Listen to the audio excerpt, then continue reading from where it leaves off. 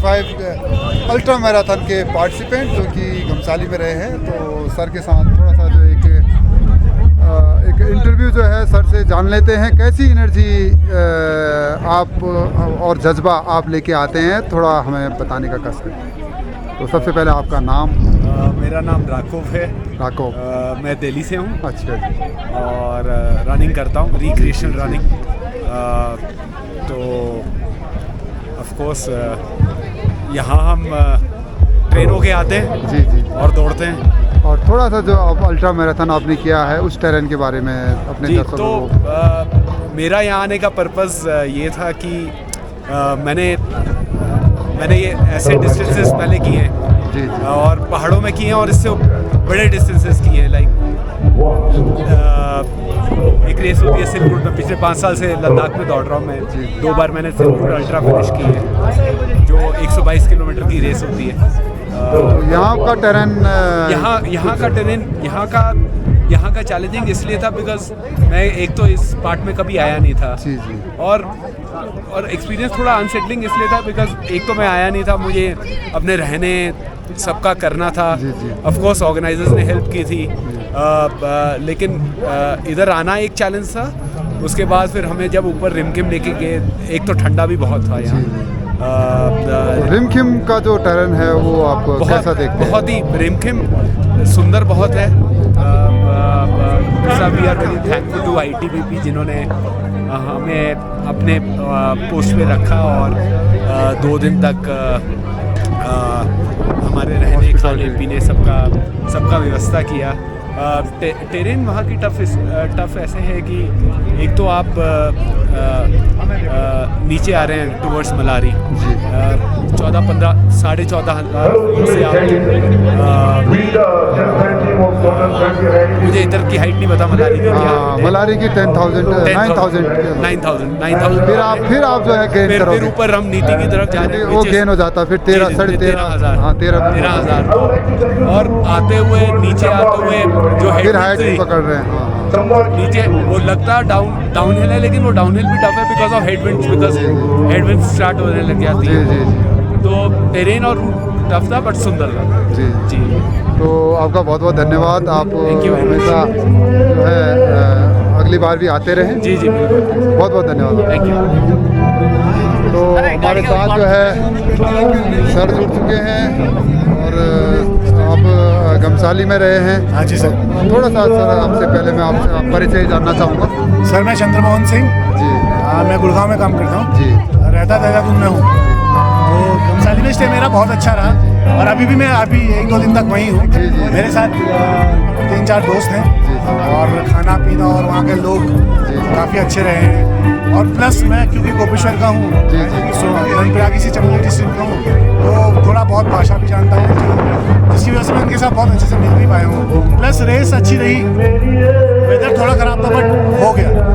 और मैं ये जानना चाहता हूँ, जैसे एक पलायन के तौर पे रिवर्स माइग्रेशन कहें या मतलब एक, क्योंकि ये बॉर्डर एरिया है और जो एक अगर यहाँ पे रोज़गार होता है साहसिक पर्यटन के तौर पे, कितना स्कोप यहाँ बनता है कि लोग यहाँ बसे आके अपना रोज़गार चलाएं? बिल्कुल, मैं इसके तो क्योंकि हम भी चमोली के ही हैं, हम भी देहरादून में रहते हैं, हमने भी अपना गांव छोड़ा हुआ है, पर कहीं ना कहीं हर आदमी के दिल में है कि वो अपनी मातृभूमि से जुड़ा रहे।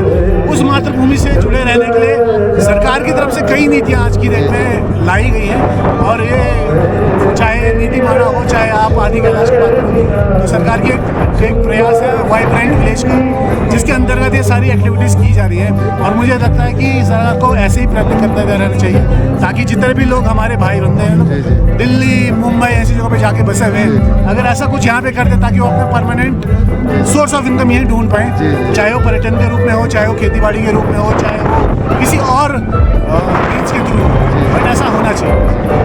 तो सर जैसे आप जैसे साहसिक पर्यटक यहाँ आते रहें और जो है हमें एक होस्ट करने का एक मौका मिलता रहे और ये नीति एक्सट्रीम जो है इस टाइप के इवेंट हमेशा होते रहे, तो आपका बहुत बहुत धन्यवाद है। और हमारे भाई हैं, सबसे पहले नाम जानना चाहूँगा आपसे। मेरा नाम अतुल भंडारी है। भंडारी जी, मैंने 42 किलोमीटर में पार्टिसिपेट किया था। जी। और मैं तो सुनने से भी 42 किलोमीटर सुनने से भी जो है एक सीरन आती है। आपने उस चुनौती को पार किया है।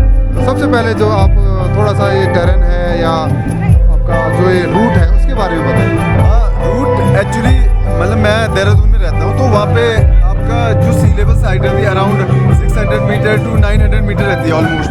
एलिवेशन तो रहता है बट इतना एलिवेशन नहीं रहता। तो जब मैं फर्स्ट डे आया था तो मैं घमसाली में स्टे कर रहा था, तो मैंने घमसाली से नीति एक दिन मैंने रन करी थी, इजी रन। तो इजी रन में मुझे लग रहा था कि ऑक्सीजन यहाँ पे कम है, बट 42 मेरा फर्स्ट टाइम था और मैं नर्वस भी था।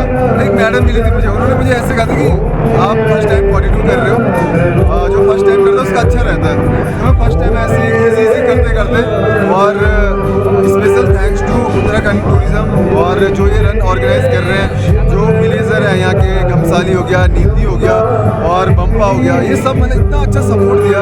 हाइड्रेशन पॉइंट बहुत अच्छे थे, हर 2-3 किलोमीटर हाइड्रेशन पॉइंट थे, उससे सपोर्ट मिल रहा था। और बाकी चीयर करने के लिए सारे लोग इतने अच्छे चीयर कर रहे थे कि इतना मतलब मोटिवेशन मिल रहा था कि मुझे, मैं जब घमसाली पहुंचा, घमसाली में मैं स्टे कर रहा था, तो घमसाली में इतना चीयर कर रहा लोगों ने, मुझे पता ही चला मैं घमसाली से नीति का पहुंच गया, नीति से मैं वापस कब आ गया।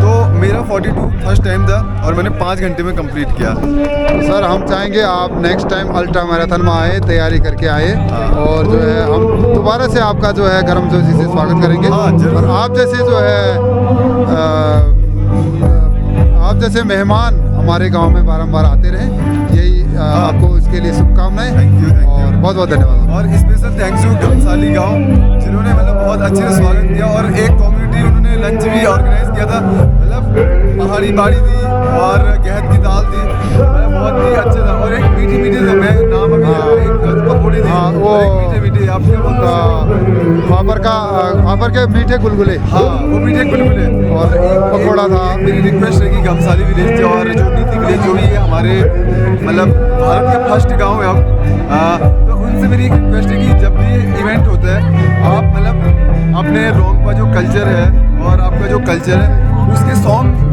सुनाना। नहीं, हम जो है इस अगली बार हम करेंगे कोशिश, क्योंकि हमारे मंदिर के कपाट, अभी हमारा गांव एक हफ्ता ही हुआ था खुलने के लिए, उसके बाद जो है मंदिर के कपाट खुलते हैं। मंदिर का कपाट कल खुलेगा मदौरा, अगर मंदिर के कपाट पहले खुल जाते तब हम आपको अपना कल्चरल एक्सपेक्ट भी दिखाते, इसलिए हम वो मिस कर रहे थे, क्योंकि हम मंदिर के कपाट जल्दी नहीं खोल पाए, क्योंकि हम यहाँ लेट पहुँचे। अगर एक हफ्ता पहले पहुँचते तो हमें टाइम मिल जाता, मंदिर के कपाट खोलते, फिर हमारा कल्चरल एक्सपेक्ट पौड़े नृत्य है, पांडव नृत्य है, और हमारा लसपा नृत्य है, और पांडव गीत है, वो आपको हम दिखाते। तो हम इस बार हम कल्चरल एक्सपेक्ट नहीं दिखा पाए, लेकिन नेक्सट टाइम हम आपको वो एक्सपेक्ट आऊँगा, तो मैं इसी एक्सपेक्टेशन से आऊँगा। जी जी जी। अल्ट्रा तो मैं करूँगा बट मैं इस एक्सपेक्टेशन से आऊँगा कि मैं और ज़्यादा एक्सप्लोर कर सकूँ। जी जी जी। कल्चर को मुझे बहुत अच्छा कल्चर, अभी आपने एक एक्सपेक्ट देखा, हम आपको दूसरा एक्सपेक्ट देंगे। तो बहुत बहुत धन्यवाद सर आपका।